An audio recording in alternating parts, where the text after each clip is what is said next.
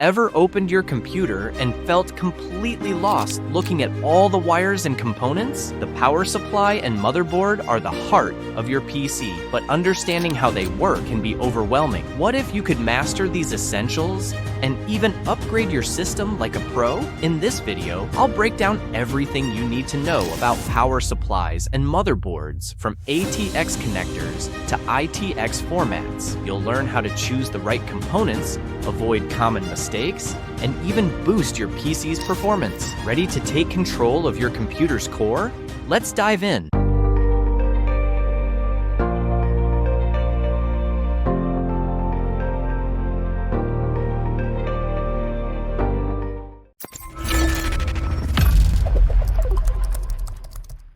Power supply and motherboard.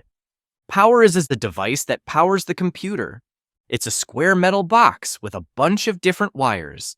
This is usually located at the very top or bottom of the PC case. The power supply converts alternating current into specific voltages that the computer needs. The most common form of power supply is the ATX format. This is the one shown in the image. The power supply is equipped with different types of connectors.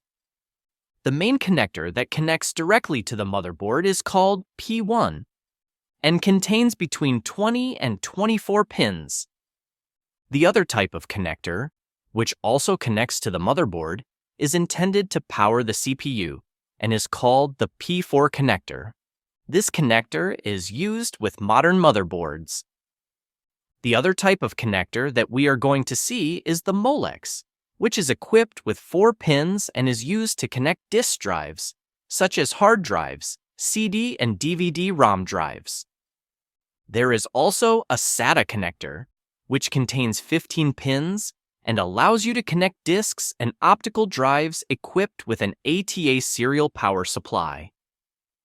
And the last connector we're going to see is called Bergigstacker and contains 4 pins. It is a mini connector for powering the floppy drive. We will now move on to the motherboard, which is the main component of a computer. It is basically a large printed circuit board that all the computer components connect to. For example, we have the CPU socket, which is where the processor is placed. We have the memory slots, where the RAM sticks are inserted. And there are bus slots, also known as slots, which are used to install different components to add more functionality to the computer, such as a video card, sound card, network card, etc. Motherboards come in different shapes and sizes.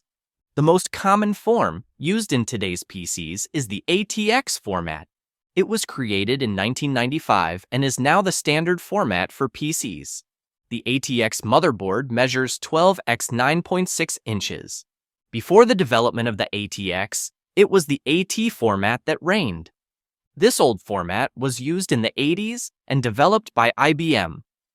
Motherboards measure 12 x 13.8 inches and are no longer in development since the release of the successor format, which is the ATX. Another version of the ATX motherboard is the Micro ATX. As the name suggests, they are smaller than ATX cards. They measure 9.6 x 9.6 inches, resulting in a square design compared to the ATX's rectangle. That's how they are easily recognized. The Micro ATX form factor is cheaper than its big brother and is designed to fit small computer cases. As the Micro ATX format is smaller, the card consumes less power, but on the other hand, it has fewer features than a standard ATX card. We will now move on to the BTX format, which was designed by Intel to improve cooling compared to the ATX format. For example, if you look at the comparison of the two, we can see that on the BTX format, the memory location is in the same direction as the card slots. This allows the air to circulate better. The other advantage of a BTX card is its design, which allows it to be compatible with both large and small towers. Now, let's move on to the NLX format.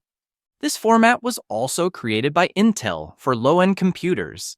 Instead of expansion cards that plug perpendicular to the motherboard, the NLX card uses a riser card to add new cards.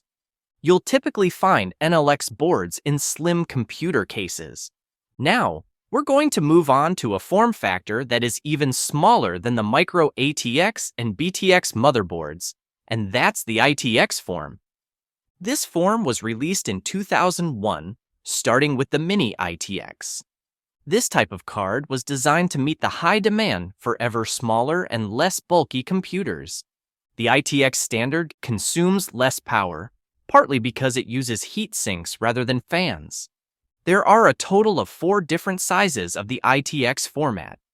The Mini ITX, the Nano ITX, which was released in 2005 and designed to be used in devices such as digital video recorders, multimedia centers, and even in cars. There is also the Pico ITX, which was released in 2007. And in 2009, the Mobile ITX format appeared. It was designed to provide developers with a standardized, ultra-compact format to enable them to build new computing products.